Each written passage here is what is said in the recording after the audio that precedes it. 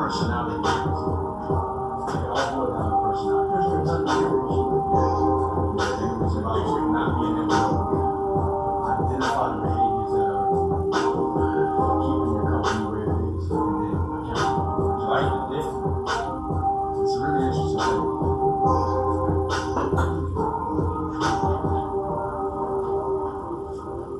Yeah. Change over there. Not yet. I'm gonna do that. I just paid GoDaddy. That's why I'm like, I'm not happy about this at all.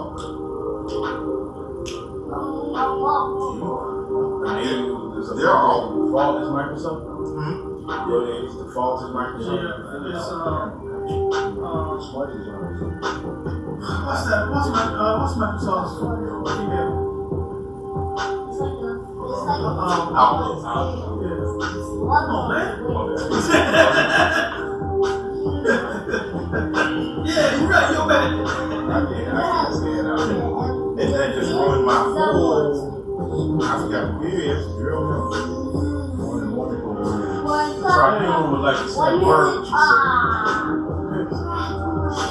that you Keep that mask on, bro. Oh yeah, you said it. Oh no, I'm not sure myself.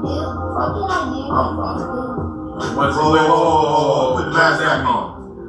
I'm not sick. I don't have cold or anything. Are you around people? As far as I know, I'm Yes, sir. doesn't mean that I have it. I just, as far as this means as far as I know, I am. I went to school just that's what I sit there here by myself. I'm telling what I got.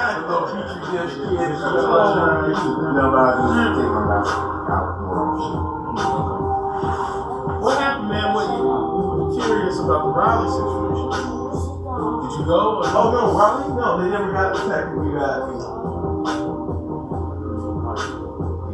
So I never went.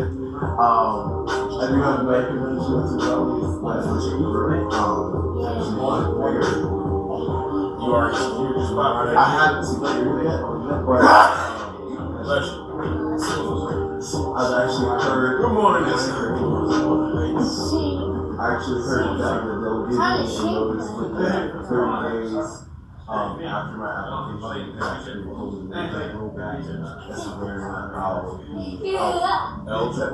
be eligible to wait this year. I don't want to be here. I feel good to be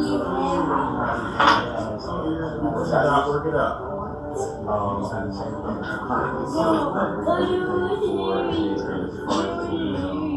So Macon is good? And Macon, Georgia? Yeah. I'll go by yourself.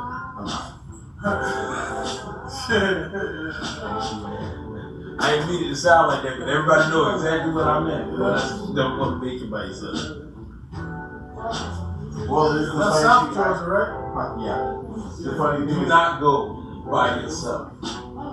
technically, if I wanted to, I could probably. I'm safe along the I-95 corridor. Something like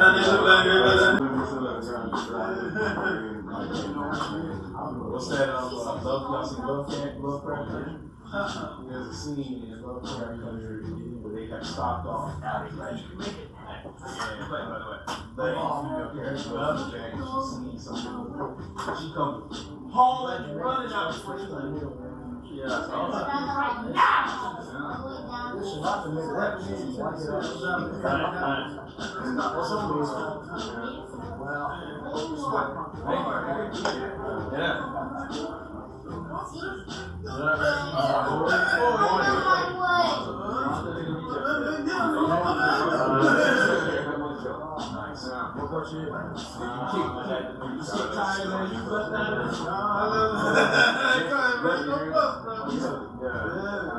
I was by myself. That's where I was from. Some spots in this country. Yeah, I was on tour. We came through the backside. For some reason, he had like the street. And You know what I'm saying? We work Chicago.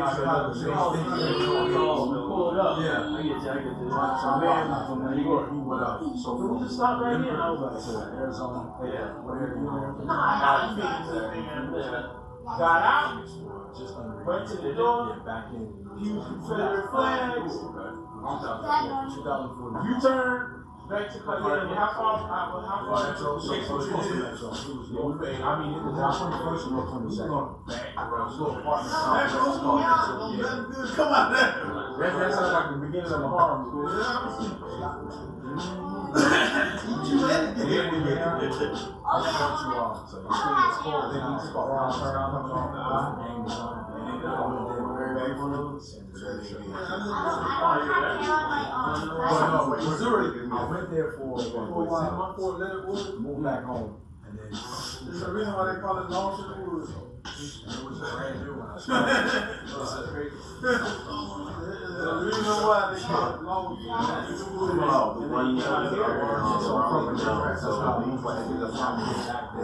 Never got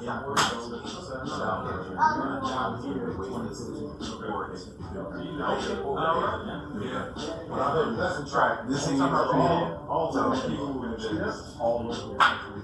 And all y'all was back on the bus. Quick. Hey, you know what time this is? We were going through the city to get the market. Like, is there another way? Because we ain't going that way back. We've been there since 2008. It ain't that bad. We were having a discussion. Sundown Town still exists. Oh, I know they we know they Anybody that's out knows they do it well. You found out quick, huh? I'm just starting out. Diesel said, I'm just gonna ride around in this country. A couple of them Two months in, get out that city. Indiana. I met my partner. What state you in? Like this. Yeah. But the first time I went, so we got out of work there and whatnot. Well, I had this really go back. And they had a couple of that they just started there. You know, very easily. When I went over here, I'm for that. So right now I'm in the web development phase of it. Should have it live in the next couple weeks or not. And then kind of spread the word from there and get people outdoors and together, you know? Yeah, that sounds cool, right? You coming in? Not anything like that. Just got some people around here for outdoors. On my way to Huntsville, Alabama. Yeah, there's a whole bunch. I saw on Facebook. I hopped on Facebook and there's what's Columbia? Working in the dairy. What's Columbia, I think? The people working on the sewer lines outside. Yeah. I haven't been to meetups yet. It's pretty good. I started using it when I That started. was the longest wait for my milkshake. It was really because of the You drank it? Yeah, because I can stand there and watch you make it. I'm sending it just watch. So I can't remember. I ain't gonna back out. And then I was It's too all late. the You ain't gonna run me out. When I started traveling, Yeah, right. I know gonna make you hit your horse. I was traveling for myself. Dairy Queen, and my car was right behind me. So you debate, you didn't believe I was in the prime, and I was in prime shape. I had just got out of college. I was still in track shape. I was 3 or 4 y'all before you know what happens. The speed you gonna encounter, you ain't used to. And I'll be in my car with my milkshake because I ain't need my milkshake. I came here for a milkshake. I would use that line. I came here for a milkshake, and I ain't leaving. Man, and it was so funny the look on their faces because I'm leaving Atlanta. Not all of them are Going to Huntsville. I already got my Atlanta attitude. I'm burning this. Y'all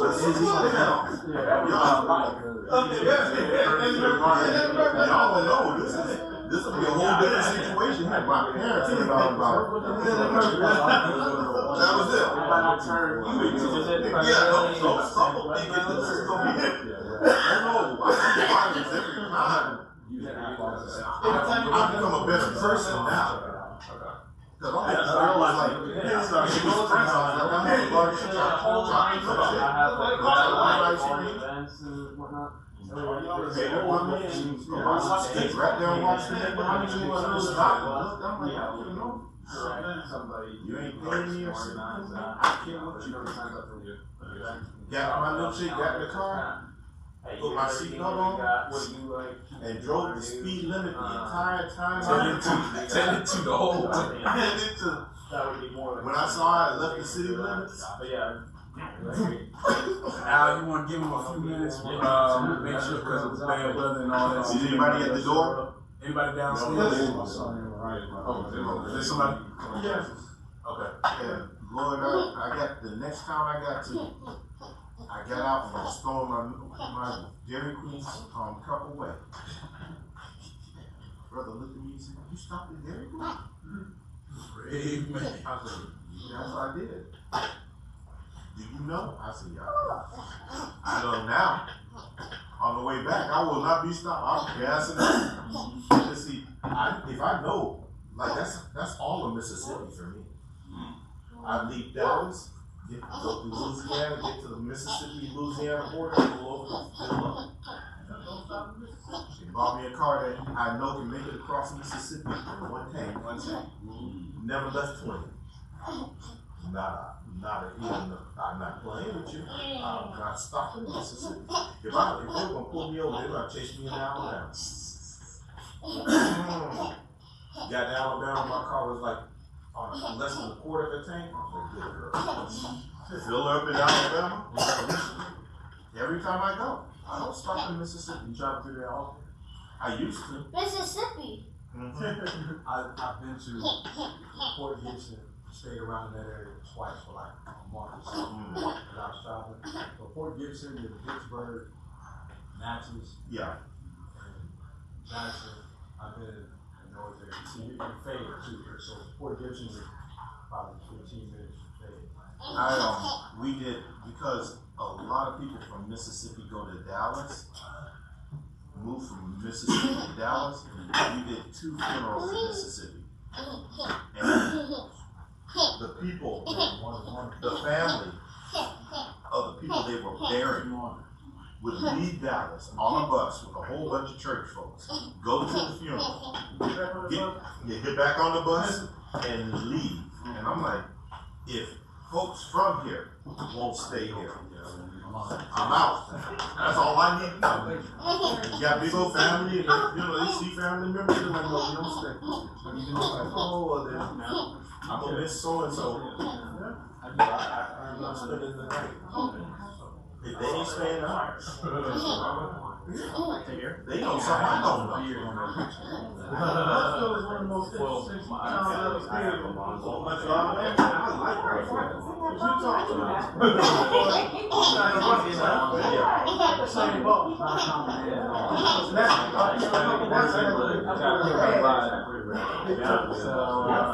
We'll try and organize and host festivals, shopping activities, hiking, camping, kayaking, the whole shebang. We don't have that street for It's not going right now, developing the website for everybody. So they put me over some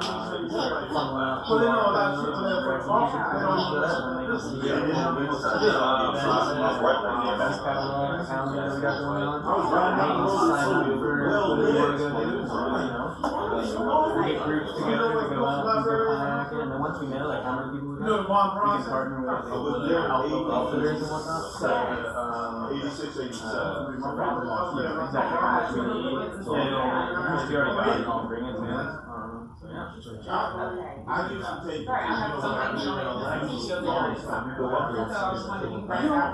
just take a road trip there. It's just like a I don't know which way you came in, but it's It'll be a movie. There's So driving actually, what we want to do is like this, so just experience the whole greater state, 2 hour drive for a nice hike or camp with a couple nights at table mountains like that. So it's very simple all around. We drive through the Lakers goals. from the sunlight. I have a Facebook page right now. So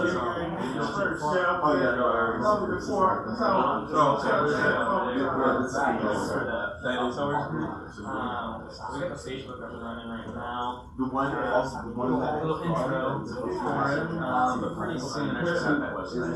I'm trying to do it by the end of the week. So I just started last week.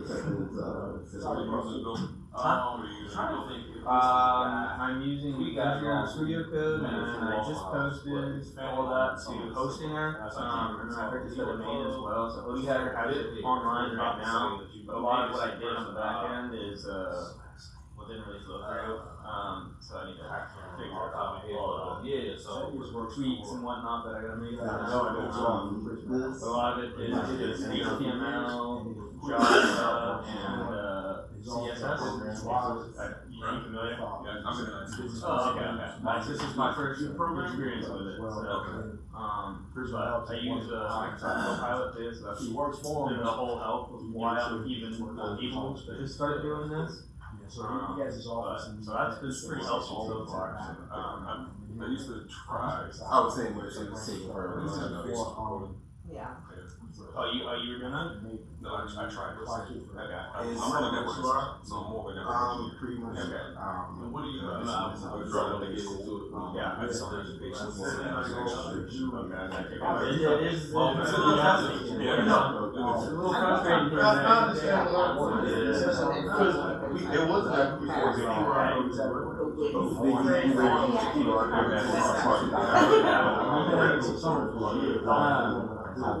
Yeah, but so I just did the hosting the host website and whatnot yesterday. I didn't know that they have like a whole website building tool as well that you can use. So I might have just gone way back and did it from scratch. I didn't really teach it. I didn't need to. There's a lot of different solutions like Wix. I guess this is. Everybody worried about that ring. Wix and I made one. That's what I was. I was a different type of platform.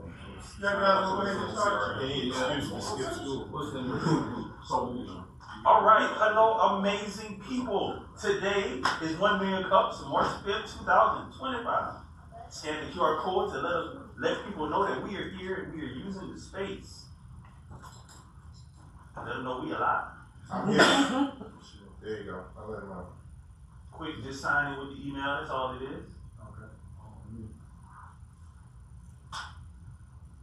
No social or nothing like that.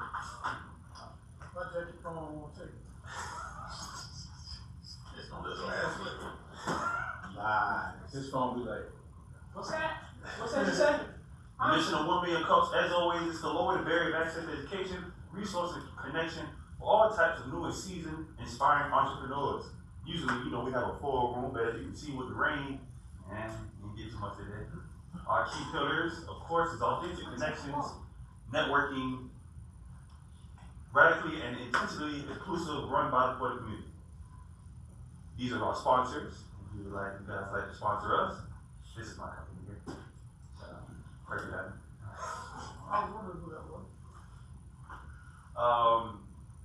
Always open to the public. Our local program is 10 plus years, held weekly on Wednesday mornings. Over 500 entrepreneurs that presented. We talk about things in finance, future frame, networking, resources. This is not a sales pitch. It's not an investor pitch. The goal is to have people understand what you do and some of the challenges you have had in building your business. Understanding, you're not alone in this entrepreneurial journey. This is our Facebook page if you guys would like to follow and be a part of it. These are our upcoming presenters, March 12th, 19th, 26th, 2nd. Put that in your calendar. Today, our presenter is the great and amazing Alonzo Avents, and he will be presenting his company, Team Consulting.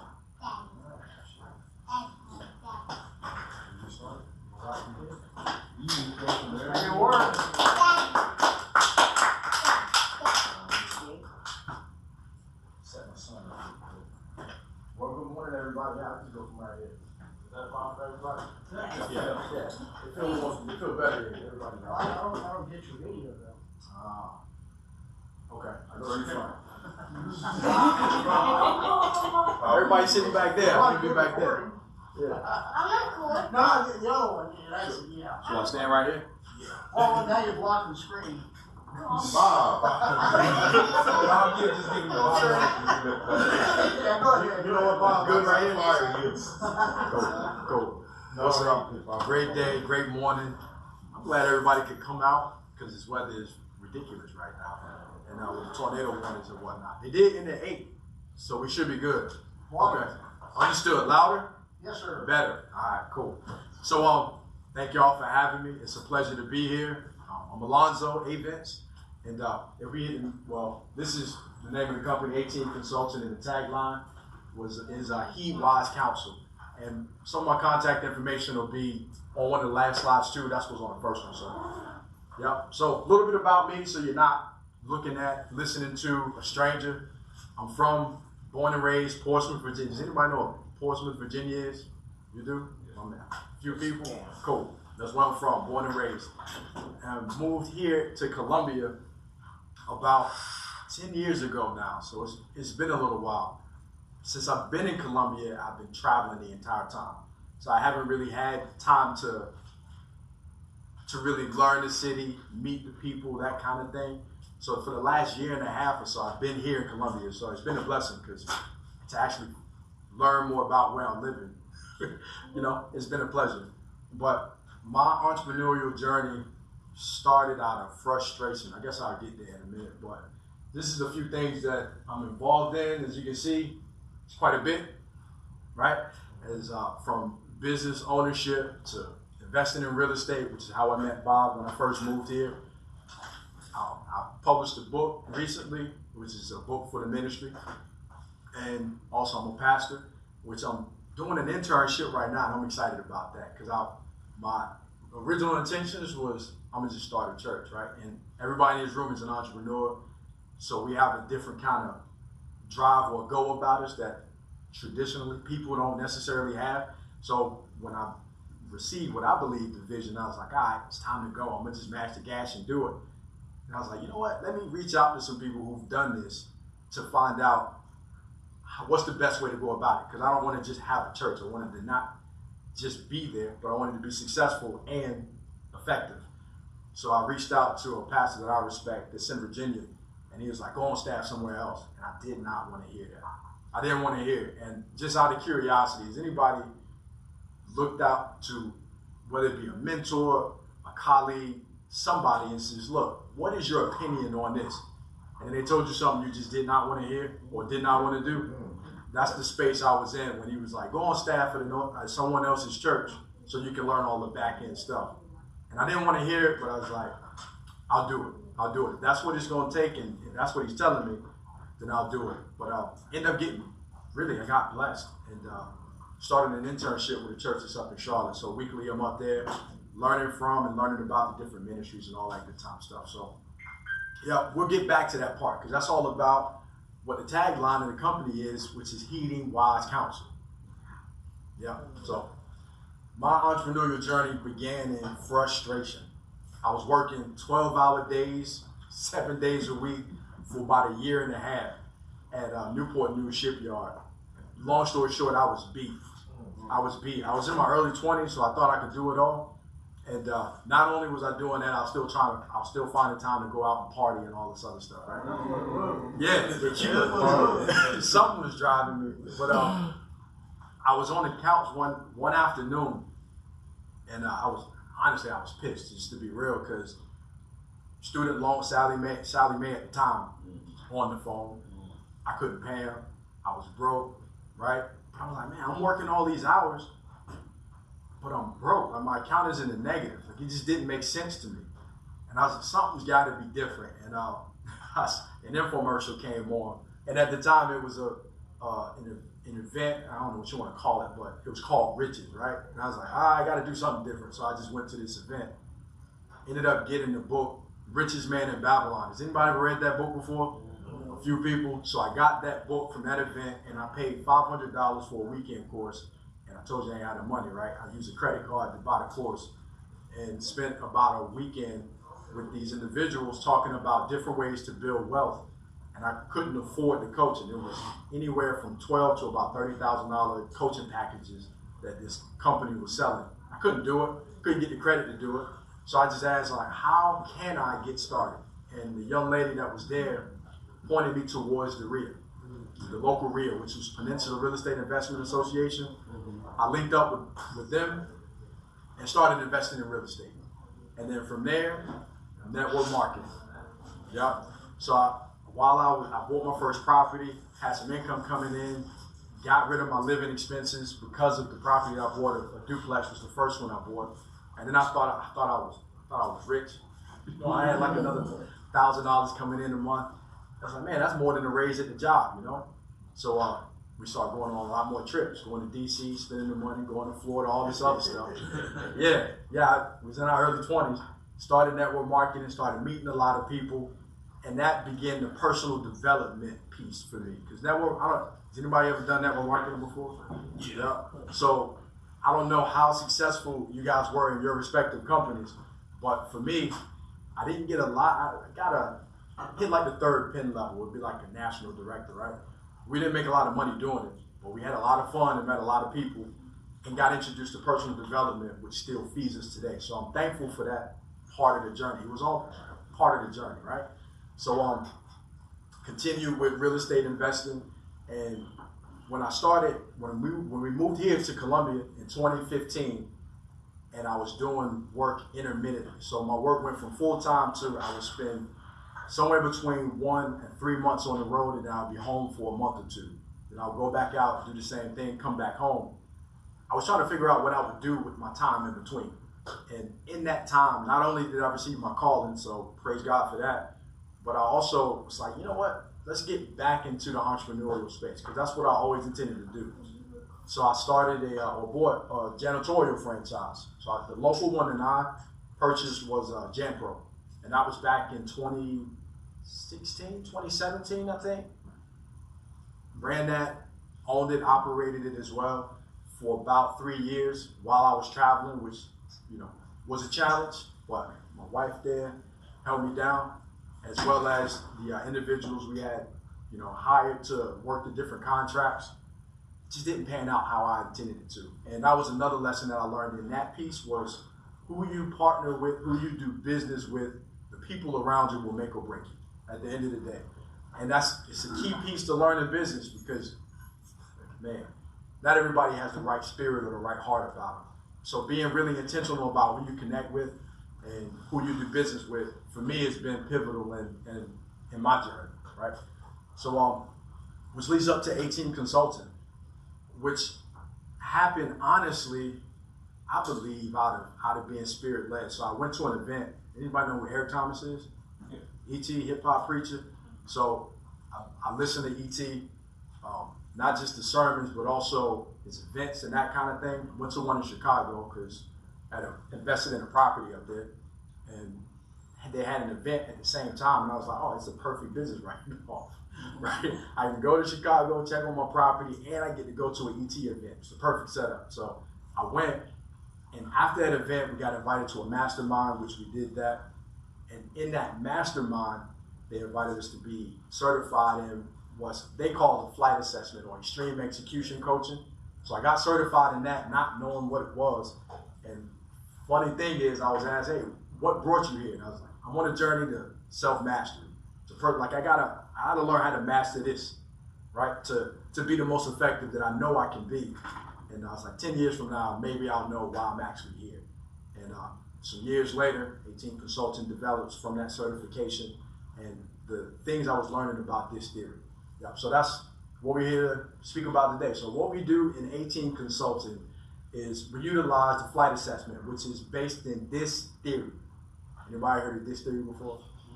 Familiar? A couple of heads nod.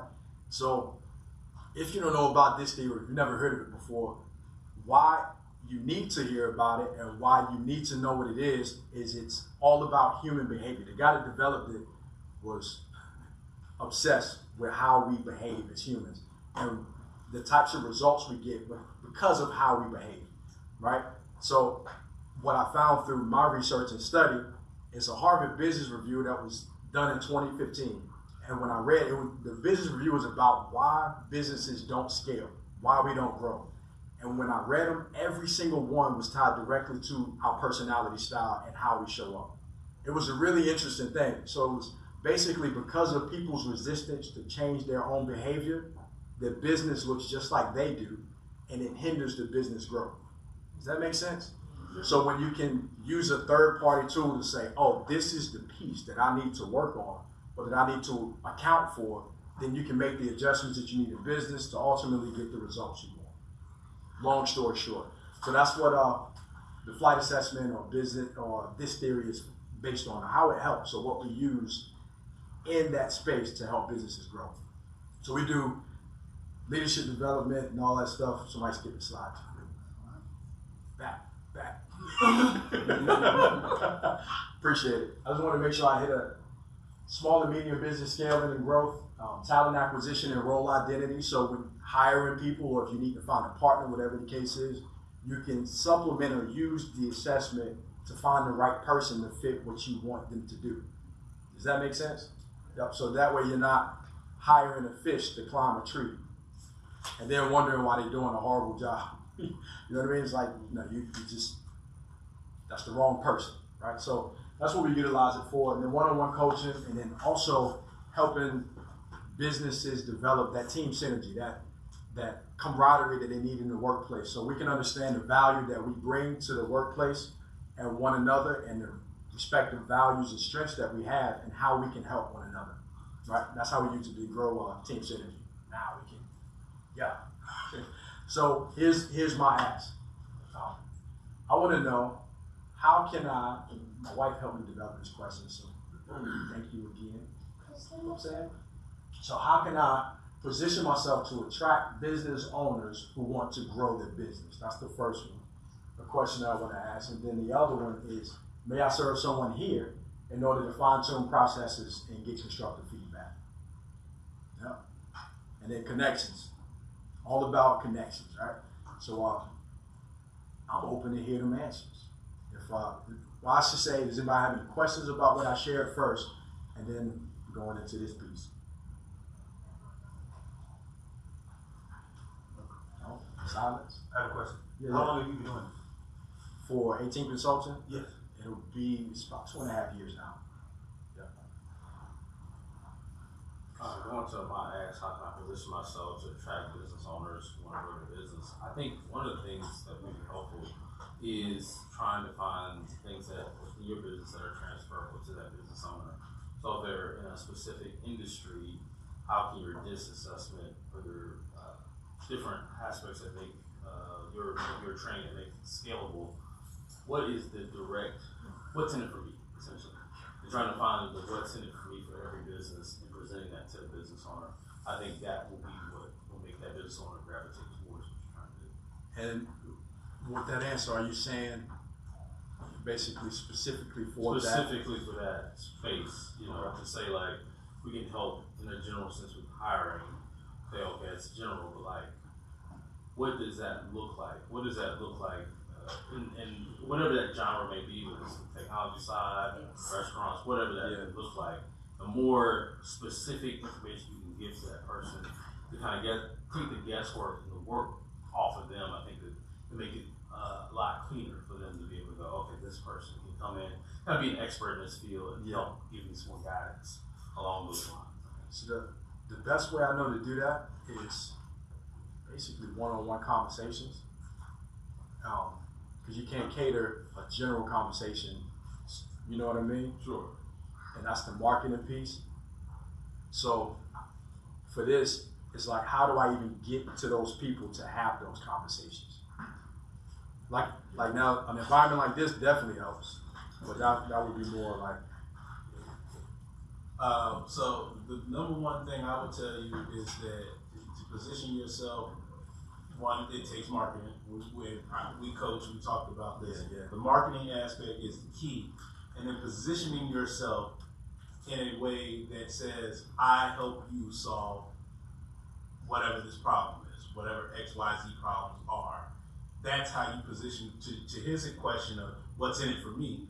well, I'm gonna help you solve your problem, which in turn is gonna help you grow your business, which in turn is gonna bring you more revenue, which in turn allows you to grow and step out of your business, working, because most people are working day to day in their business. They can't step out because they don't want to invest in the marketing.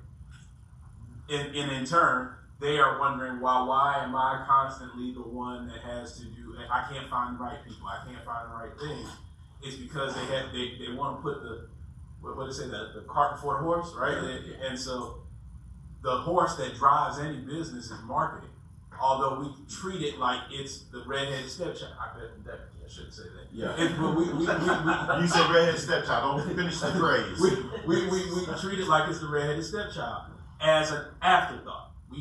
Everything else in our business plan is meticulously keyed, and the afterthought is, we got $5, $10. We'll throw that at marketing, and people will come. Right. So, how do you?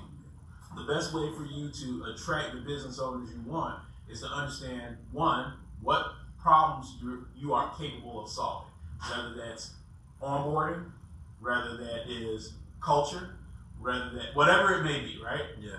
Understand what problems you are uniquely positioned to solve for these people. Present that in the marketing, right? Talk to specifically those people. Then it is, let's have coffee. Let's talk one-on-one. Let's figure out what it is. And it's a process. Because every client you sit down with is not going to be your person, right? You know what number, what dollar amount, whatever it is, whatever it takes to get this to be right. Some people just aren't going to be open to that. They resist change, right? Yeah. Well, hold on a second. Stop right there for a minute real quick. What's a good batting average in Major League Baseball? 300. Yeah. What's a good shooting percentage in the NBA? It's less than 20%. Yeah. Why we think that marketing our business is going to be an 80-90% hit is lunacy. And hold people to those standards. Yeah. Like when You're gonna go. What both of them are trying to say is, you got to market, but you got to allow yourself to fail. You're gonna take more at bats than you're gonna get home runs. But when in business we thinking, I spent $1, I need to get $1.50. I need to get $2 back from it. That's not ROI. ROI is return on investment. It isn't a hard number, it's a formula. And I'm saying this because your marketing, your effort isn't going to look like your effort, the results. Well, the other part of that is that ROI may not be dollars. Yeah. It may be information. It may be connections. Mhm. It may be positioning.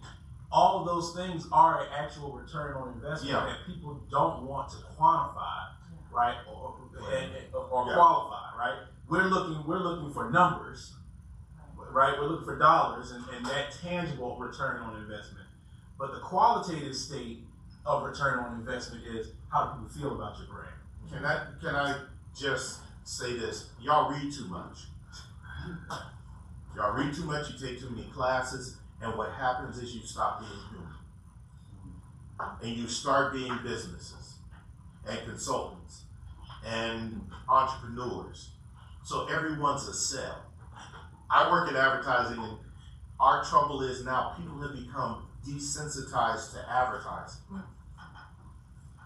You walk in with an energy, and not you only, I'm just saying, watch your energy. Yeah. I'm sensitive to whether or not this person's always pitching. You ask that question, first thing is, how can I trust you? Why should I trust you? I don't even know you. Should I like you to trust you? Who have you helped? So Yeah, and that help is education. People come into this going, I'm going to get something out of you. You want me to use you as a consultant? On your social media, on your website, when you talk, are you educating me as to issues and problems and situations, or are you selling me points? yeah. And there's a difference. So I'm sitting here and I'm sorry, I woke up. The coffee kicked in. Yeah, the coffee kicked in, the root kicked in. What we do too often is, as entrepreneurs, and I'm not downing you, you have the confidence. You need a Jesus moment. We ignore that in the New Testament in Matthew, Mark, Luke, and John. And I hate for those of y'all that don't know, that don't do scripture. Hey, this is Hang on. Yeah, hang on. This ain't about converting anybody, and it's not about religion. How did Jesus talk to people? He didn't come in and say, "I've got salvation for you, and you need to do this, this, and that." There were parables. He stopped and cared for folks. He told the same story 3 different ways. Yeah. Oh, you ain't getting that one? Let me change All right. it. How about this?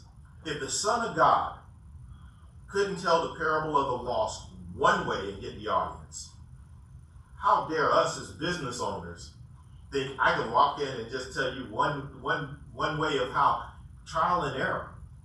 You got to succeed, you got to fail. He tells the parable of, to Thad's point, 3 different ways, and he gets more detailed. He gets more human. The parable of the prodigal son is so detailed. He hit people where it hurt. This is a group of people, now I'm sorry, this is a group of people who understand inheritance, going to children. For that son to come to the father and say, in that time, and say, "Father, give me my inheritance," was, "I wish you were dead. I want my money." Now think about how that hit the audience. The audience was like, "Oh, go on. Tell me about this evil child." So when he tells a part of the story about the son failing, to them, that's what that boy deserved. So you think about that whole arch of that story. That's marketing. What we do at first is we go, my business is like this. And people go, yawn. Why should I care? How hard do you work for your money? Seriously, how hard do you work for your money? Can I easily get in your wallet? No. You got to work to get in my wallet. I work so hard to get my money. Now you're trying to separate me from my money. And if you walk in the room and I know I'm a sales to you, how do people respond to that? And we forget this. Well, I think somebody was talking earlier about, hey, you walk into a business and they're rude. What happens? You walk out. Yeah. The energy matters. If Humans are the ones that make decisions. Yeah. Right? So you got to make sure that you are always leading with that, right? Because nobody purchases anything logically, which I used to say, "Oh, that's not true." When we first met, it was a mentor of mine as well. So when we first met, I argued for 30 minutes. No, we argued for days About the logic. I'm logically buying these things. But as we his camera addiction is strong. Stop. This is not personally about me. But the human aspect of it is why people actually purchase things. What are we making them feel? What are we drawing connections to? What are we saying to them as a brand that makes them feel? And that's what when we talk about the disconnect of advertising and marketing, we're not making people feel anymore. We are just selling points. And so if we get them to feel, then they can understand why it's important to them, why I should do business with you. E.T. does it with his stories, right? I was homeless, right? I was high school dropout. My mama kicked me out, and he just goes on and on, right? Yeah. Same story, 30 different ways. I've read E.T.'s books, several of his books, watched them when I was getting my PhD, and like it resonated with me because I've been homeless. I've been in these different situations. And that's the thing. That's what he does, right? Right? He gets people pumped up because he can draw on their emotion. Once he has you emotionally, now flight execution. Now extreme execution. You want to execute, right? He draws you in, but that's not logic. That's emotion. Yeah. Right? That's getting Let's you look running. at your question. How can I position myself to attract business owners who want to grow their business? This is a room of business owners. The people that are in the business, how many business owners in here? Raise your hand. Keep it up for me. All right. The business owners that don't want to grow their business, lower your hand. Everybody want to grow. See how you framed your question? That was my question. So. Yeah. I specifically just used, and the reason I did that is because I know my personality style and I'm more geared for logic. And I understand that not everybody thinks and behaves like I do. So I wanted to incorporate my wife and what she had to. Oh, the question, there's only one word, take out 3 words. Just take out who want to. Because everybody wants to. You know, it's a good question. So the question should be, how can I position myself to attract business owners Who need to grow their who business. need to grow their business? You know? Need to. Need to. Not want. Because want implies that there's a group of us that don't want to do that. Everybody wants to do it. But the problem is we don't help. So tell me something, and we're gonna work through this real quick. We got a question. Go ahead. Go ahead. You said you think logically, right? Yes, sir. How does the customer think? Some logically, some emotionally. Which ones? It's a gimmick. Can I interject real quick? Yeah. I'm sorry. So, because I wanted to kind of tie in a little bit of what everyone's discussing here. So when I first started working in marketing, before AI decided to emerge, you know how it feels to look back and be like, I can get my entire degree on AI right now. But so based off of what like everyone is saying, it looks like trust is the main thing here. Okay. Right? Because brand management, obviously, that is a huge thing, but that's only if people see your brand. Right? So now we have to get your brand in front of people. Absolutely. So, we want to be like other business owners. So we go where other business owners go. And so, yeah, like you said, it's going to be a mix between logic and emotion. But if it's a small business, it's mostly going to be based on emotion. And so we want it to be. We don't want to we don't want to feed off of fear, because that's what major marketing does, is that it tries to tell people that you're not good enough. It tries to tell businesses, hey, this is the area that you're not growing in, and so this is how I'm going to help you. But instead, we can actually bring in more confidence if we give them deliverables, like what they were mentioning earlier. Like, okay, hey, these are my measurements. These are the metrics and how I have proven that I've grown this business, or I've grown this business. Right. Or, just like a portfolio of something where I can hand you, because now you have the trust. Now we have something that we can talk about. Now I have something I can look at and be like, okay, yeah, my business does need this part. Like, we need efficiency, or we need effectiveness in whatever additional market, or maybe we need growth on the internal side. So a lot of those things come from saying, hey, this is what I have already done. And so now other people are going to be like, hey, I think I can use that too. And sometimes you got to get to that point with a business owner, right? You got to go through the process of having that conversation with them, because they don't know what they're missing sometimes. They have the blinders on. They've been working in it so long, they can't see exactly what it is. It's efficiency. It's culture. The symptom might be efficiency, but the actual problem may be the culture. You see what I'm saying? Like, the culture is not leaning itself to being more efficient. So you have to sit down as the person, right? To the point, I'm sorry, I don't know your name. Ariel. To Ariel's point of pointing out those things, it's an education component. So that's the part where we're sitting down, getting to know each other. I'm asking you questions. It's not I'm drilling and getting all in your business. I want to know who you are and what the context of all these things are. See, I'm really good in that space. We had a conversation, right? Mm-hmm. That is, and I was on the phone for almost an hour the other day while I was driving, and we were able to help one another. Like, I'm good in that space, right? Now, the trust piece is another piece, and I've helped a lot of people. I really have. I don't collect receipts, so that's something I need to do.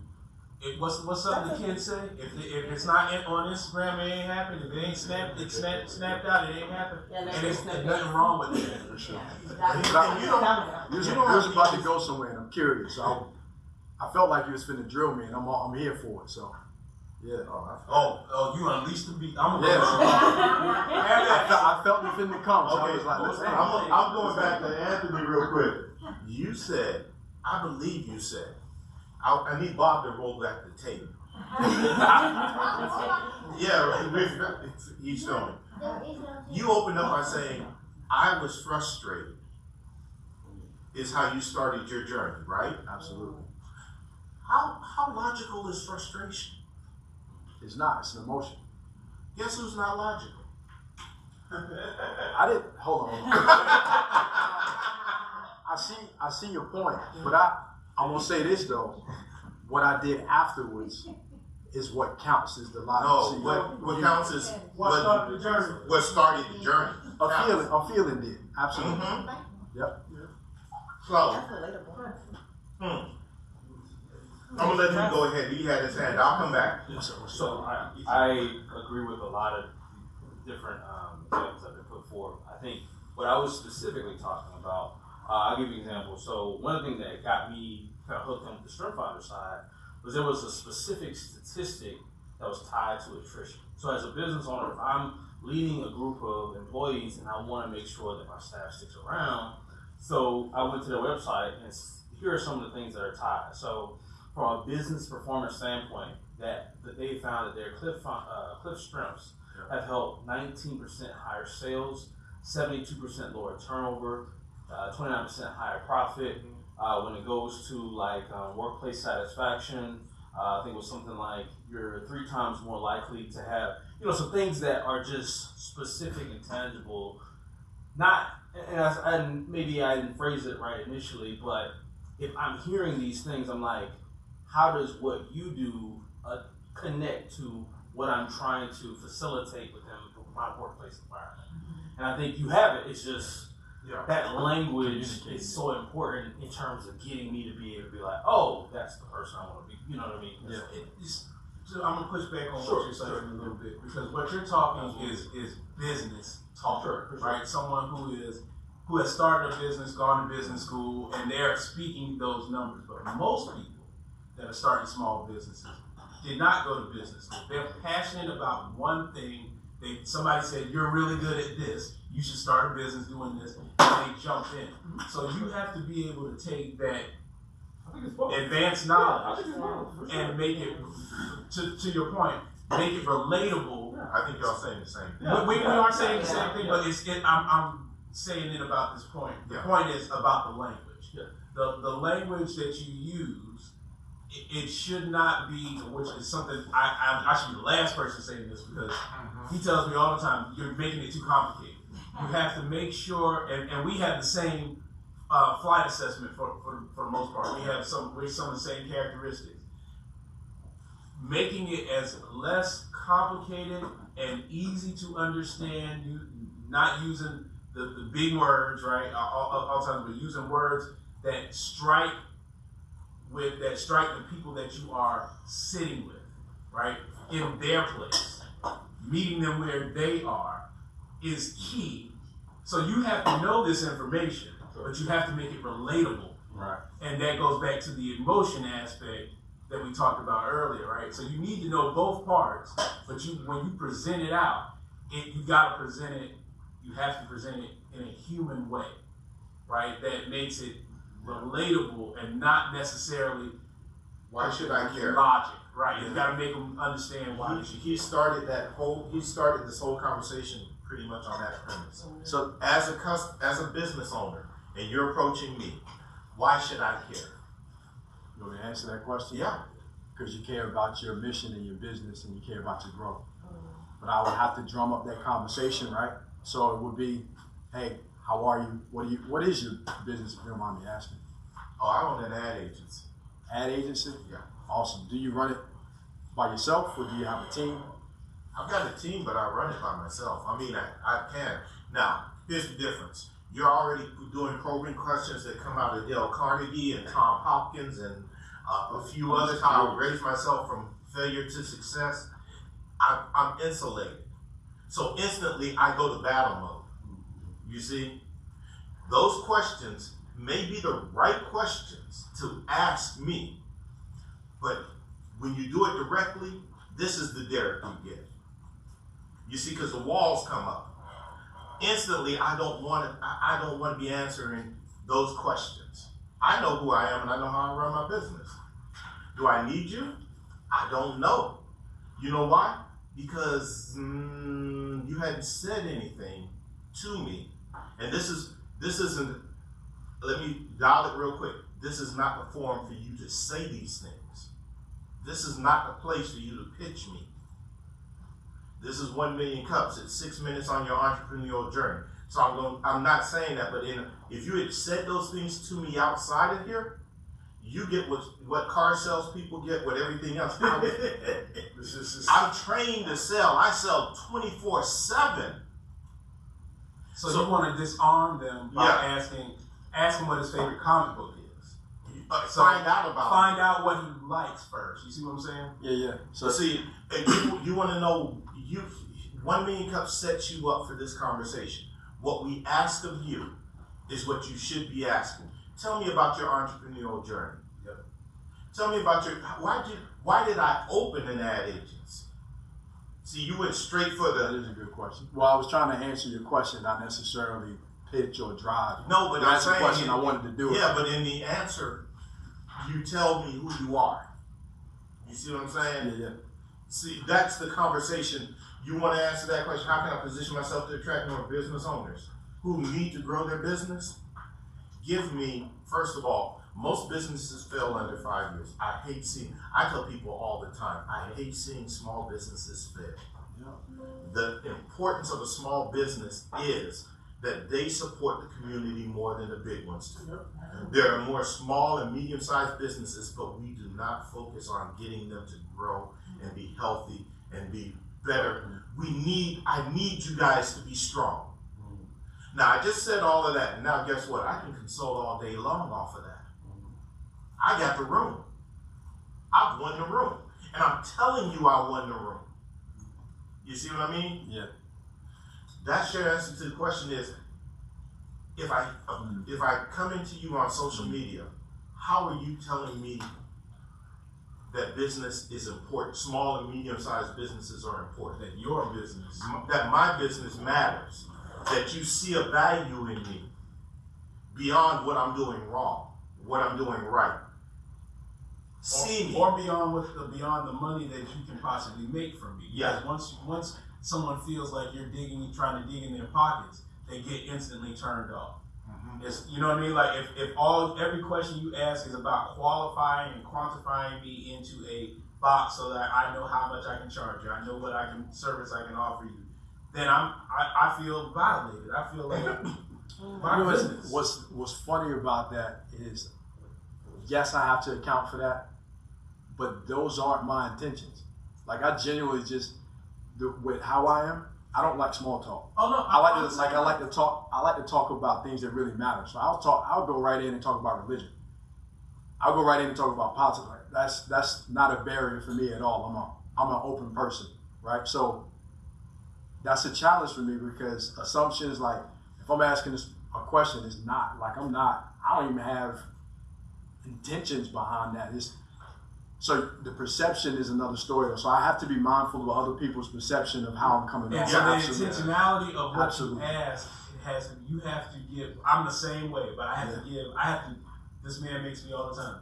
Pause, breathe, take a breath, and I really have to think about what I'm going to ask, not for me, because the way I would ask it is straightforward. Yeah, I'm coming with a baseball bat, bang, right? For sure. That because I'm straightforward. But most of the people I deal with, you have to massage your way into the question. You have to, and I look at it as well. I got to dance a little bit. That's the way I look at it. And I used to say I'm not a dancer, but I'm learning to dance, right? And so it's as I am sitting with people, it's a dance, right? You know what? Come a little closer. You come closer now. We done. Yeah, we done. Cool. We done. Come a little closer. Appreciate it. Let's have a conversation. Yeah, we just having a conversation. We're asking that we normally ask, what can 1 million cups do for you? That's the last question. I'm saying, look, folks, we got the room till 12. Yep. This is cool. If you want to end it now, fine. Everybody can go, but y'all go on now. Grab a seat, man. Come on. It's a dance, and again, when we're in this particular flight assessment, when we think logically, we are very much programmed like, I gotta get in, I'm gonna get you where you go, and I'm gonna get out. But what I've learned is that more times than not, people want the dance. They want to know who you are. They want you to know who they are. And that builds the rapport, that builds trust. And once I trust you, I can hear what you're saying. But until I trust you, until I know that I like you, and I want to be able to have a conversation, we hit it off right away because we started speaking each other's language very quickly. Right? No, we didn't hit it off right away. He blew me off. No. Yeah. The first time I blew him off, and then 6 months later I was broke in Starbucks, and he was like, "Come here, young Padawan. let me help you lick your wounds here. Listen, you know why you messed up?" And he just pointed out all of these things, and it felt like I was being rigged. But it spoke directly to me, like, "Oh, what do you know, old man?" And he was like, "Oh, let me show you." And he showed me, and I was like, "Oh, yes, sir." He's got it. Oh, I'm sorry, sir. Let me ask you, when you're talking about the massaging and the dancing and whatnot, would it be appropriate to say that that's all can be predicated on the why somebody does what they do? Absolutely. Is that the central focus point? It can be. Instead of barbing or coming in with a barricade and saying, "What do you do?"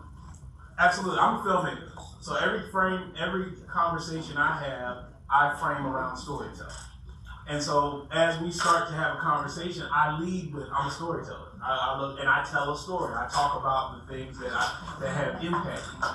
I try to get them to talk about what kind of things have you gone through. The why of what I do is I want to help others tell their stories, right? I want to make sure that you're coming across the way that you think you're coming across. If I can shorten, and I always leave from, we may not be a great fit, right? But if I can shorten the gap for you, in a 15-minute conversation, if we can have a 15-minute conversation and I can shorten the gap for you to hit a key point or tick something that says, man, maybe there is something to this storytelling part of people understanding me. That helps them understand their why a little bit better, and all I did was have a real conversation to them about my why. Right? And that vulnerability allows them to be vulnerable. But if I come in with a hard edge, which I used to do every time. This whole room is a prospect. If you see everybody else, go ahead, Al, real quick. Al has something about. Yeah, he has a question too. Okay. This is for all the experts here, John. Check it out. Okay, I'm sure everyone's heard of SWOT analysis. I know you know your strengths and weaknesses. I'm curious, what are your opportunities and threats? Who are you going to market to, and who's your competition? Yeah. I'm not familiar with that area. Yeah. So as far as marketing to small and medium businesses starting off with 2 to 20 employees is what I'm looking to do. And that's so I can, my intention is to get looped right back around into the nuclear industry with serving like some of the nuclear utilities. Specifically the nuclear industry? Long run. But in order to get back in that space, everything has to be fine-tuned. So that's my experience. I've been in the nuclear industry 16 years now. So and I know the need.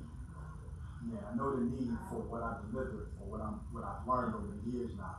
And not only do I see it in that industry, I see it in all small businesses and myself, my kids, my wife, school. And it's like I have that, like, what I've learned and how I'm developing. I want everybody else to be able to experience that too. And the mission behind the business is to improve quality of life. That's the mission. Like specifically, like I saw for small business owners, for entrepreneurs. Now, as far as we got there. What? No. Okay, you mentioned. Wait, hold on, Bob. It took you about an hour, and I mean, little boys, your son's arm's gonna fall off. It's 10:05, and you finally got there. To the mission of the business, that wasn't. No, not the mission of the business. The why. You got to your why. You just blew over. You're right over it. Were you still filming? No. Oh God. So pretty much You said, everything turn it off, you turn had it just said, just there, was the reason why you wanted to Yeah. operate your business in the first place. Absolutely. Yeah, and it was, but that's your end. What you just said, if you can remember that, and Oh, he remembers it. yeah, then that's your connection to us.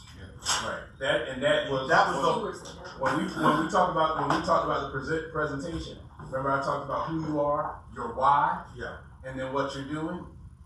That's the piece. You skipped it. Yeah. Your why. Yeah. See, that's let your son ask. What's your question, man? So what do you mean by dance and storytelling? What do you mean?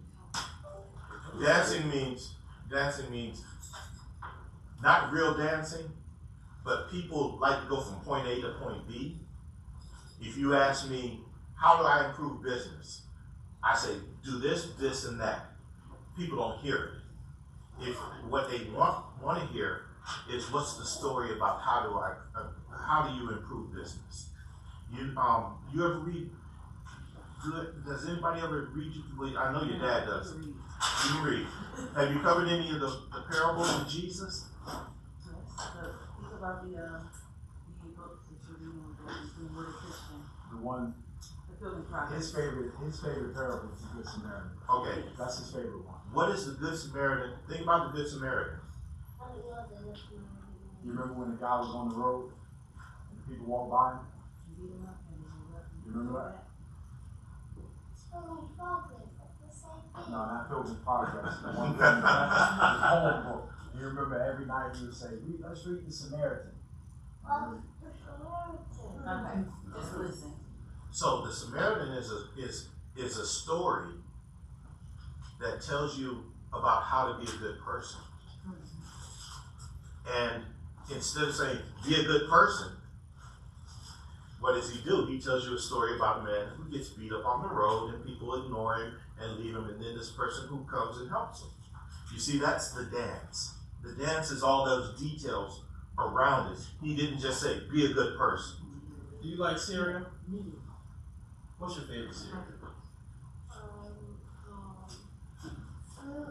No, it's not. I eat food. What's your favorite cereal? My favorite cereal is And granola? Okay. I would say What's your favorite time to eat that cereal?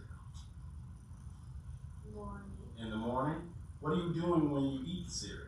Watch TV. So the dance is all the things that happen while you're eating the cereal, how you feel when you go down in the morning and pour that bowl and the ice cold milk, and then you get to put on the TV show that you like, and then you go and take that first crispy bite. That's the dance. Instead of just saying, if I ask you what did I have for breakfast, you say I had cereal. See the difference? You understand? Go ahead, sir. So I think this is something that kind of thought that encapsulates everything. What if you were to stand outside of yourself and look at your time when you were doing the janitorial business? If your janitorial business had your disc assessment, what would it look like? What would your disc assessment look like in the church that you're in right now? If you were breaking down all the ministries and the groups and things like that, what would that disc assessment look like? And that would be a way to be personal, but at the same time, to kind of hone in on what it is that you do. And then you can take that and then you can make that a bigger ask for other people as well. I think that, but I think going into it and say, if I could stay outside of myself, I would have done this differently based upon what I'm doing now. I love the fact that you're tied to ministry. You know why? Because ministry is marketing.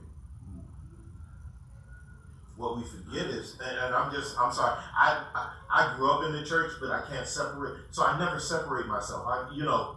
Folks want to go, you're either religious or you're a business person. And I'm like, no, you sort of, those same things run parallel. Think about what makes a good sermon. He didn't get up there and go, y'all going to hell. Get on the Lord. Well, sermon over. I need you heathens to tell a story. What we do, so your end is your story. What he just said. But you got to be religious about it. How many? I love the story. When I was growing up, minister told the story about somebody who preached. Man got up and he preached about one sin. He said, I'm gonna start with one sin and I'm gonna preach until we get it right. So he preached the story in the morning, he preached the story in the evening. Next week he got up and preached the exact same sermon in the morning and the evening. Third week he got up, he preached it in the morning after service. Somebody came up to him and said, well, Reverend, you've covered this sin. He goes, yeah. When we decide we want to change from this sin, I'll go to the next one. So that in and of itself, is, you see how quick and easy that is? It's not like, you need to change. What you're doing, your two lives actually are interwoven. What I need you to do is to be a minister for your business. There's no blasphemy in that or nothing. That's all you are. You represent your business. So at what point do I get your why? On your social media, are you telling me about failure? Church folks are the cleanest, purest, and never done nothing wrong people. But if you could if you go back in time and watch them on the street. Southern church folk. Yeah, Southern church folk. You look at, sister so-and-so. There was a hole in your life. But now she is, I was on the mountain. Yeah, I was on the mountain. I just, there's that humanity in it. And I mean, you're not that far off, but there's still ego in all of us. I want to be the smartest person in the room. My first CEO at an ad agency taught me he was the dumbest person in the room. He wanted to be the absolute dumbest person. In front of clients, he asked questions about stuff that was just basic advertising. And I'm like, why is Paul asking these questions? He goes, I ask them because the client won't. I'm willing to be the dumbest person in the room so the client doesn't have to look like an idiot. And think about how that shifted. I was like, what the heck? He goes, we all know the answers to the questions I'm asking. He said, but the client will never ask those questions because they're afraid of looking stupid. Leave their ego intact. You are trying to get to business folks that little bit of, as a business owner, I read that first question and I went, want to succeed, want to grow. I hated Ford's tagline, quality is job one. What car manufacturer had quality was job 400? I'm like, that was a stupid tagline to me. Everybody wants to be, what business goes in and goes, I don't want to grow. Old ones now. Huh? Old ones. Yeah. Done it for 40 years, tired of it. I don't want to grow, I want to go. Somebody else can handle it. It's a funny thing you say that. And I say it's funny because we all say we want to grow, but most people aren't willing to do the work it takes to grow. There's your We post. stay stuck in how we are and don't want to change. So we don't grow. We say we want to grow, but we don't really make the adjustments.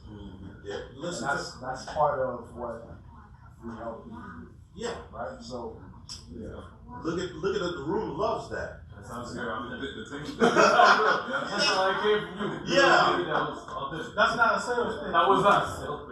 And You felt the thing that you might be overlooking or might be missing, right? Is you spoke about Eric Thomas, right? And if you pay attention to how he puts the hook in and builds people in, it's through emotion, right? Tony Robbins the same thing, right? He takes you on this whole emotional roller coaster and then he drops sales pitch, right? That's the only way people listen. Nobody cares about what you are doing until they know you actually care, right? Because if you don't care about them, it's like, all right, whatever, right? I mean, if you have no empathy, you can't relate to me, I can't relate to you, and we don't really have much of a conversation. And But if I can relate to you, if I can look at you and hear your story and understand that you've been where I've been, you've been in the trenches like I've been in, then I'm gonna pay attention to you. I'm gonna hear you out a little bit more. I'm gonna resonate with you a little bit more, right? That door opens up, that wall comes down. the boss has Now you're in. a comment. I want to say most interesting thing is, well, I'm glad that I'm here so I can hear these things. Also, knowing that how much you really do care about people, I think this is a great way for you to really understand, like, I'm gonna talk to you in your language, knowing the percentage of people who are high D's, right? You already know that it's low, so you need to talk to the higher percentage, which are the I's or the flight attendants, right? So you know that, so now you have to utilize what you do to speak to the people that you're trying to reach.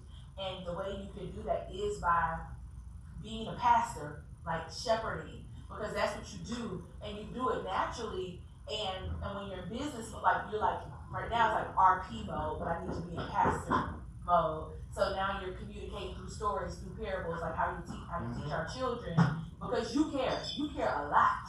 And I know that, but they don't know you. So like really getting people to know you and tap into, what you see me and your son do, like, oh, you have an advertising agency, that is so cool, like what made you get into that? Yeah.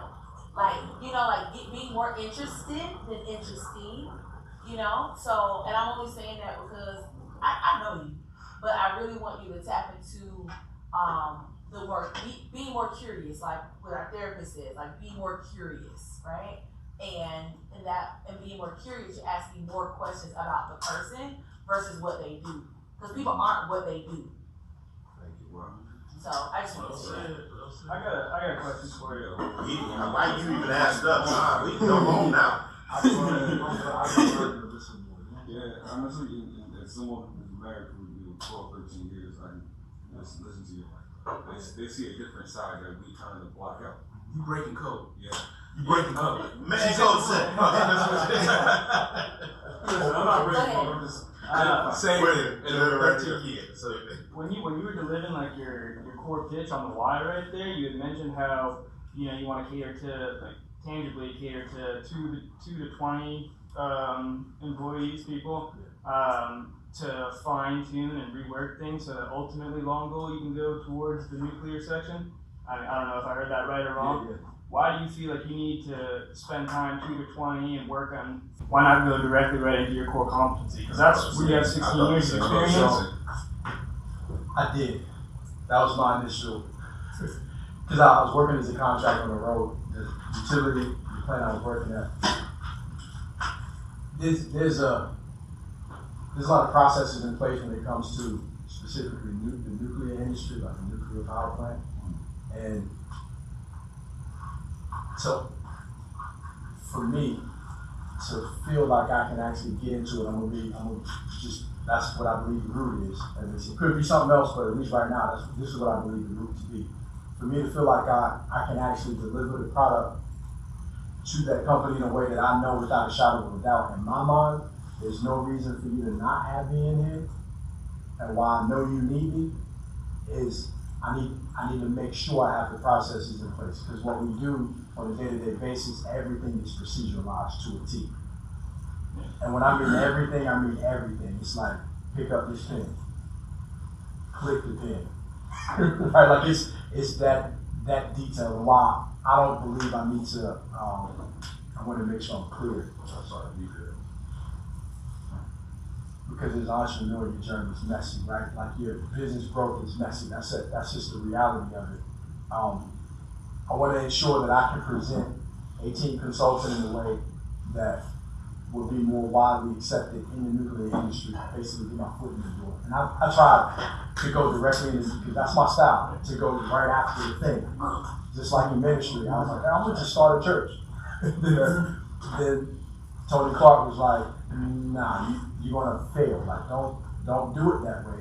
You need to have these things in place. The same thing this other pastor's saying. So I was like, all right, so let me slow myself down a bit so I can get a better type of result. Does that answer the question? Yeah, it answers the question.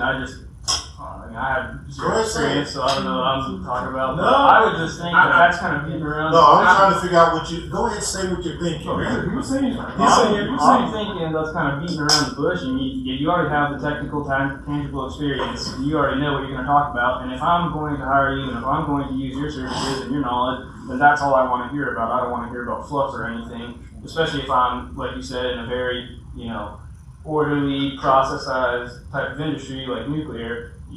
I wouldn't really care about anything else. I don't know, maybe that's just me. It's self-doubt is what's That's keeping part you of it. from doing what it is. That's What I don't understand. That's a part of it. And another part of it is notches under the belt, the receipts. Like I do work, so my wife or sister own a couple of daycares. What I do at the daycares. I help my son's school. I help plenty of individual business owners at no charge, right? But like I said, I don't collect those receipts particularly, but when it comes to a contract that could land you $500,000 in a year, you probably want to have some receipts. Well, and for some other people to say, you know what? I'm actually confused. That's the industry you go to, because that's a whole different Go ahead. industry. That's school. Like, so when you go into the nuclear industry, are they gonna even relate or even want to hear about what you did for the school? I can have percentages of these numbers that I can show. But it's not. It's not related. But it's not related. Yeah. What I want to say is, your services are needed here.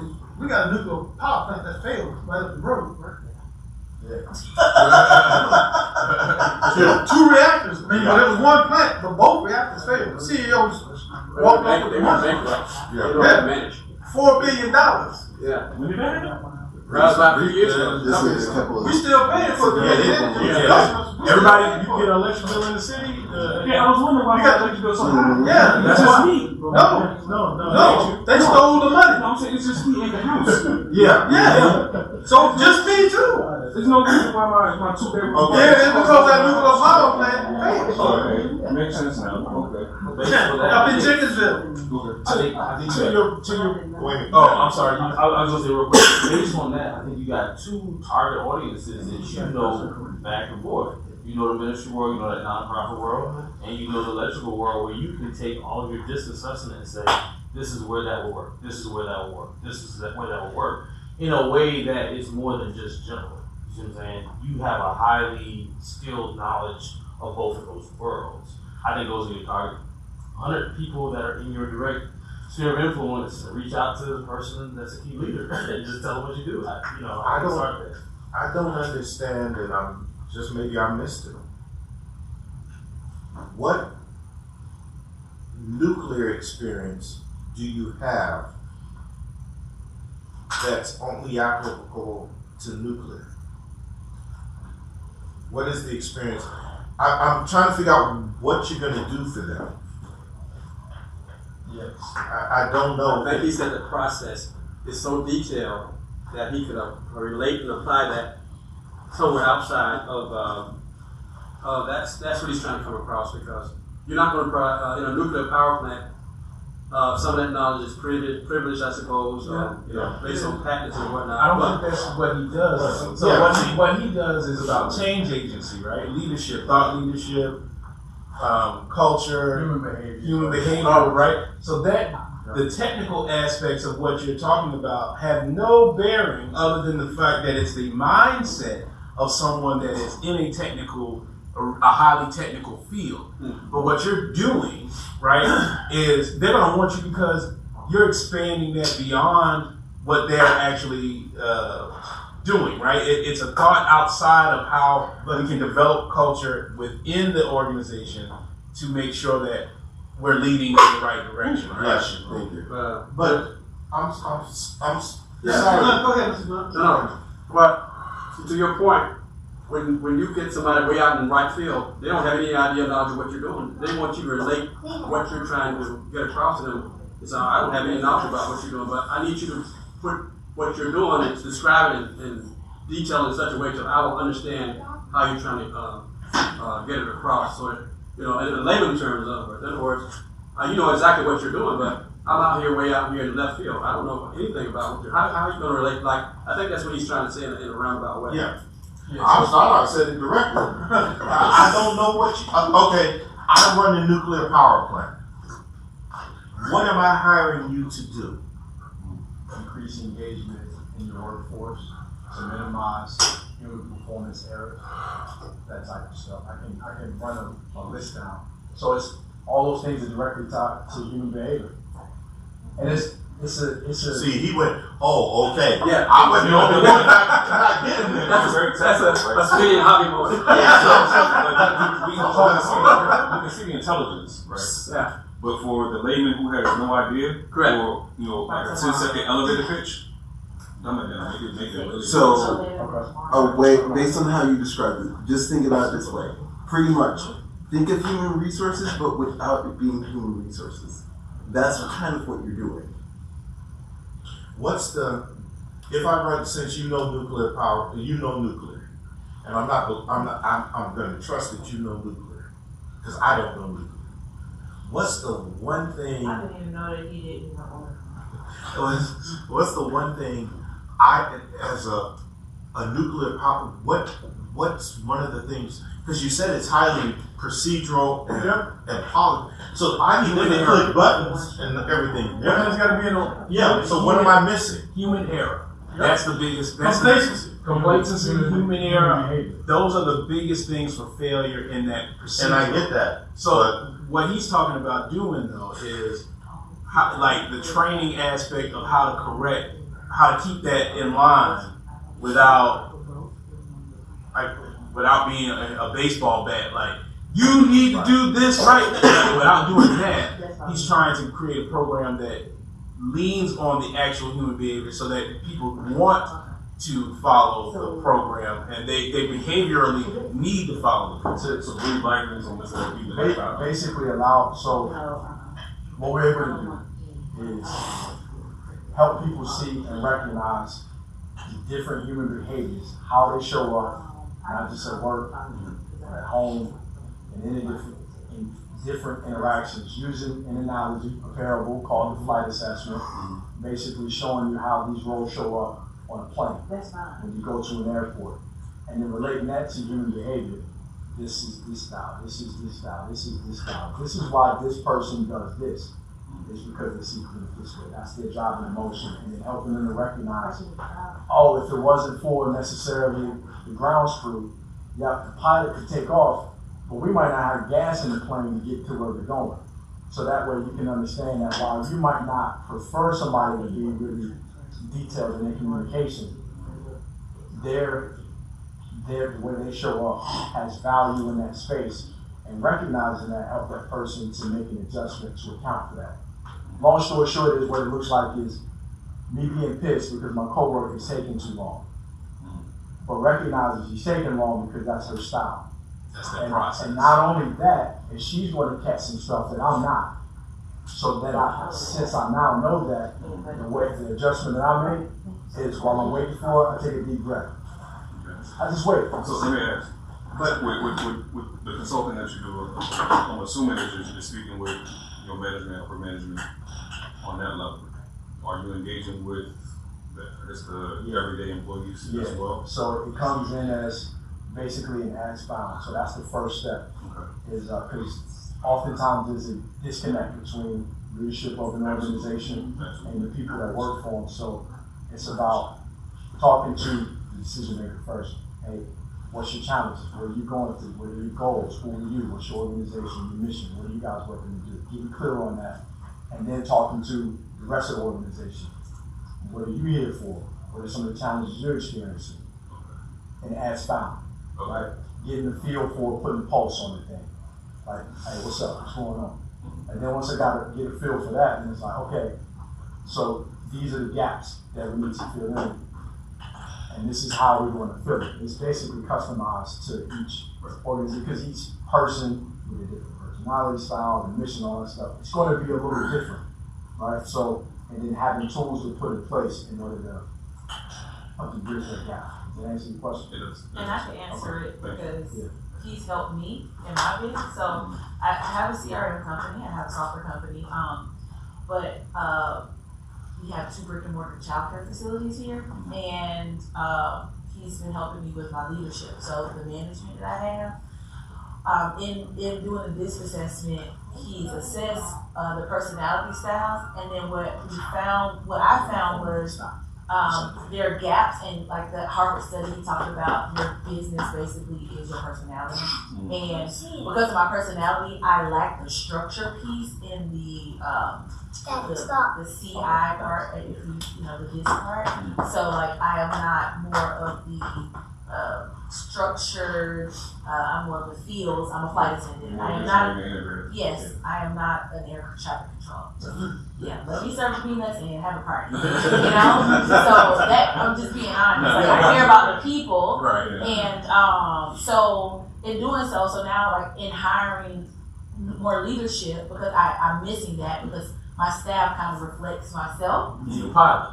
I'm a pilot though. You're a pilot. I'm a pilot and I'm a flight attendant. So yeah, me too. Yes, so I had to find an air traffic control. You're hijacker? I'm a hijacker with the phone. I can take care of that too. We're gonna blow all this up. Let me ask you real quick, cause see, I'm having a disconnect still, because nuclear power plants run. They either run or they don't. You know, I mean, Are you in the industry? No, oh, okay. I've written for a few of them. Okay. And I'm struggling with the idea that do they see that their people are ineffective or inefficient? Absolutely. Okay. Then, what is my wife, I'm running a nuclear power plant that you offering? And I need that honed in to understand why I would come to you. Yeah, so I want to dial that back. I'll answer that, but I want to dial it back because that's my long goal. Okay. Is to basically loop back around into the nuclear industry for larger contracts and that sort of thing. Right now, my focus is small and medium businesses, 2 to 20 employees. I get that, but understand. But I'll answer that now. Answer it because it drives everything else you're doing for the 2 to 20. Because there's where the proof is that everybody's saying you need. What you do for the 2 to 20 needs to be the proof for the nuclear plant. And so what's missing needs to be quantifiably the same. Yes. To be able to, and utilize those results. And I'm not getting that. Gotcha. That's the intentions behind it. To answer that one, and then we can go back to the first one. Is it for the nuclear industry? That question isn't necessarily for talking to the decision maker at utility. That's why I have my processes in place. So I can be more effective in talking to, addressing the gaps, and being able to really connect with the owner and the employees, if you will, to be able to produce, make sure I can deliver the result and the quality that I want to be able to deliver. It's not to get the receipts from them to say, hey, I've helped them. That does help, but it's more for me. That's the 2 to 20. No, I understand what you're saying, but I think more of the fact that, and to this young man's question here, so why then, because the two things, if what we're saying the same thing is, one, I'm using this to hone my skill. I'm using the 2 to 20 to hone my skill. Right? To that, my style is DC. I'm hard-headed and I'm a selective listener. Right? I learn best by doing. I don't learn best by thinking about it and studying it and this kind of thing. I learn best by putting my hands on it and getting involved. So in order for me to develop my processes where I know I have a good quality product, I need to execute. I need to do it. I need to help some people in their businesses. Does that answer that question? That answers the first part of the question.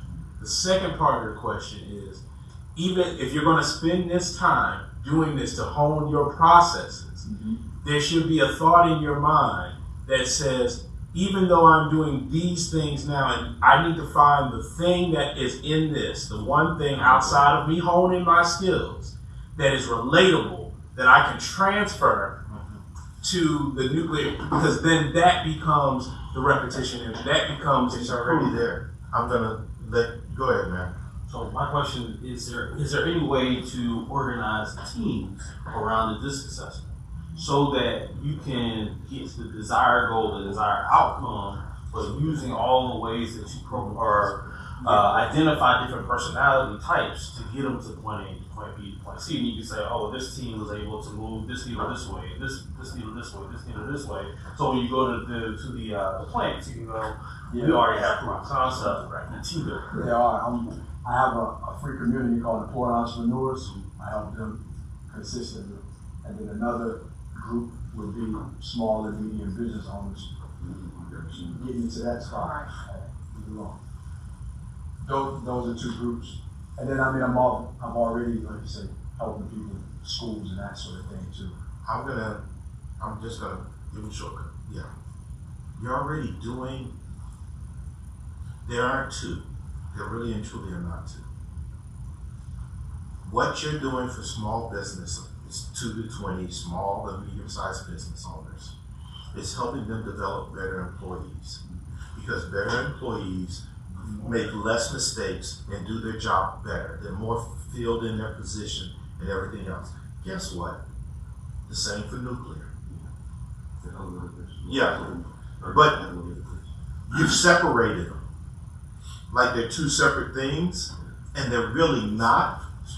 What you're doing now for a small business, hear me out. I know you're hard-headed and you got to do it. What I want to communicate, so I want you to consider that. Yeah. Questions asked, guides the conversation. So I'm trying to answer your question. Okay. Your understanding, right? It's just a stepping stone for me. Is how I look at it. Instead of going directly after a $500,000 contract, I've never served somebody that can offer $20K or $5K. It's like starting a photography business. It's like starting a photography business, not having anything in place. You got a camera, and you go say, you know what? I'm gonna do an event where 1,000 people are going to be there, and you have one camera. Like that you can't do it. Yeah, but that's not what I'm saying. So I think what the issue is. Yeah. You're missing. You're missing me. So you were good. Yeah. Real quick. I'm not saying go for the nuclear now. I'm saying you don't realize the things you're doing for the small businesses. It's not. It is what you're going to do for the nuclear. It's the same thing. So when we boil it down to the simplest terms, remember we talk about communicating in the simplest terms and how you make that. It's building better employees. Point blank. That's it. That's a fire tagline. The only thing that's changing is your customer advertising. Yeah, you can check out Derek Walker. Yeah, he's Derek Walker. I'm sorry. I cut him off. Go ahead. And it's really it's like a lot of times about it, right? I interrupted you and then Anthony, and I'm you're at the same issue. Yeah, I'm going back to sleep. Once you remove that block that you put up, you'll hear it. Oh no, none of that. It's really the same thing you're doing. Alright. I'm not doing it for small businesses too, just want to get a boom. Alright. This thing template applies to It sounds like your services. same exact thing. And that's what all he's trying to communicate. It sounds like your services are already more primed and better suited for these larger contracts that you're looking for. That's what I was thinking. Yeah, and you're already doing the work. You do the work better and more effectively, and get a better push with a larger work base. Yeah. Which, based off what I'm hearing, is your service would be more. Be like tentacles going into the organization and making that better, and there'd be more efficiencies if there's a larger work base where there's already inefficiencies. Whereas if you only have 220 people or whatever, then you can only integrate so much and better services so much. You're shortchanging yourself. Two things you can't teach. One is experience, and the second one is effort. You have the experience, you have the drive. There's nothing, the only thing holding you back from the nuclear contract is you. Yeah, don't say $500,000 contract. You have to have the confidence in yourself. You step out there, you already got the ability, just like the gentleman was saying. You already go for the large one. I mean, use what you already have. Go for the plant. We don't know how many contracts they have, right? Get the one you feel like you can handle, but go for the nuclear part of it. You don't have to go for the entire plant. Find out how many contracts are out there. Grab one you feel comfortable with and execute your plan. Or maybe you make your own contract here about Well, right now, So, government contract. not You started it's the government. government Think about if you start talking to the yellow young experience, folks, every house. here's a module for how you keep Set shop people one house. engaged. The next house that he got was he don't listen. That's what he does. That's what I was asking. So, you know, Because he had to. you guys got it. And I think that works. Yeah. I'm glad. It worked out. I'm sorry. No, It's the same thing. One thing cuts is real. Maybe I I do believe if you work it, if you come in and actually have the conversation, speak open. you believe in yourself to a certain extent because you understand. Yeah. Find people that can show, But you gotta stop. there. Oh, yeah. You gotta stop standing on your own way. Anything out of that when you come in. Right? Because whether it's $1, 10,000, a million, none of that matters. Tell me about your agency. Tell me about you presented for. Listen to.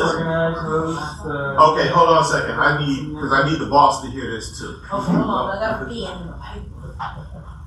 You presented for 15 to 20 minutes. You got this room believing in your abilities more than you believe in your abilities. That's true.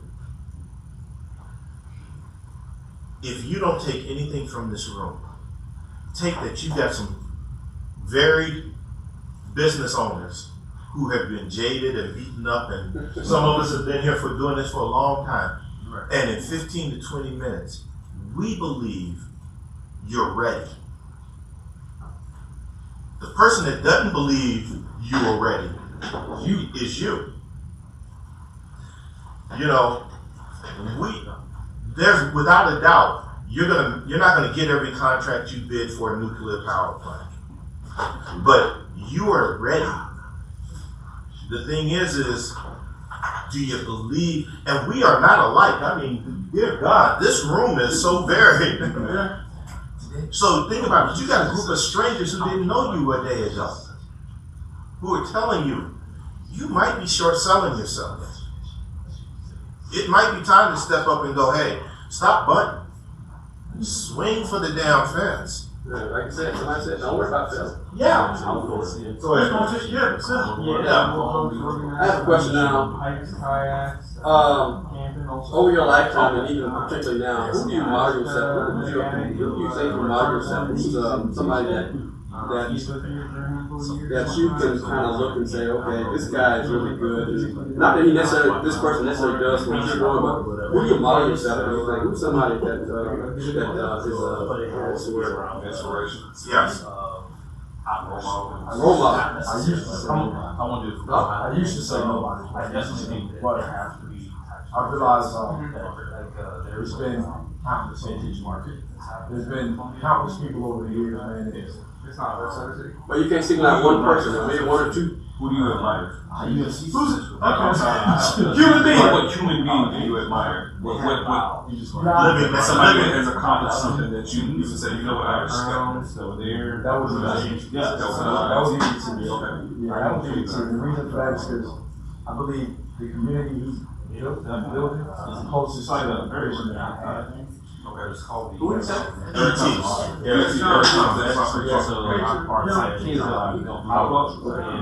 that's cool. I would say that's Crazy that you have a whole like building show outside.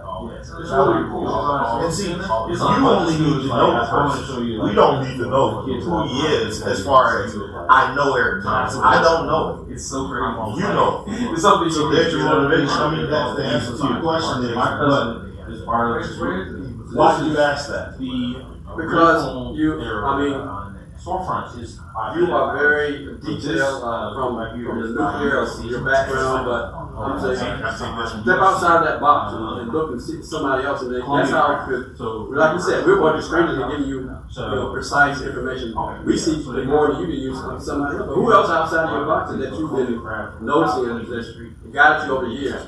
Maybe they could have given you the same information that we did here in a short period of time. Same thing. Who do you spend time with?